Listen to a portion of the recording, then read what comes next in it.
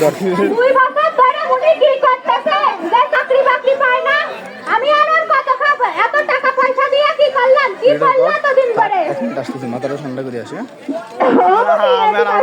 আমি তো ক্যামেরার অ্যাঙ্গেল বুঝছি এই ক্যামেরার অ্যাঙ্গেল থাকবে তুমি কি জানো দেশের কি পরিস্থিতি? আমি জেনে যাই সেনাই খালি ঘুষ চাই। তোমার কি এত টাকা আছে যে ঘুষ দিবা?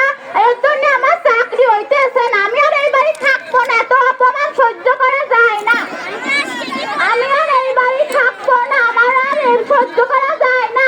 এত কষ্ট করে আমি পড়ালেখা করলাম, আজকে আমার টাকার জন্য চাকরি হলো না। বাড়ি গেলে কথা শোনা লাগে। আমি আর এই বাড়ি থাকবো না, আমি আজকে মরেই যাবো। এ ব্যাপার, তুই কই? আমি কি কবি ক? তুই আয় আয়, আমরা এক জায়গায় যাই। না রে, আমি যাবো না, আমার মন ভালো না, আমার আব্বা রাগ করছে। তোর একটা খাওয়াবো না, তোর মন ভালো হয়ে যাবি নি। আচ্ছা চল, তালি যাই, চল। এই নে, এটা কি রে? আমি তো জীবনেও দেখি নাই। এটা কেবা স্বাদ?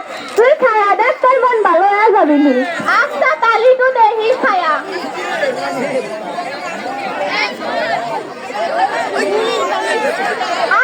এটা সেই স্বাদের প্রসাদ।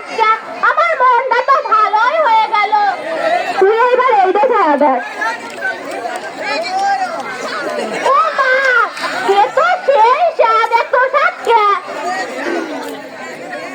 আমার মনটা এখন ভালো হয়ে গেছে, তাহলে বাড়ি যাই, আমার আর মরা লাগলো না। চল।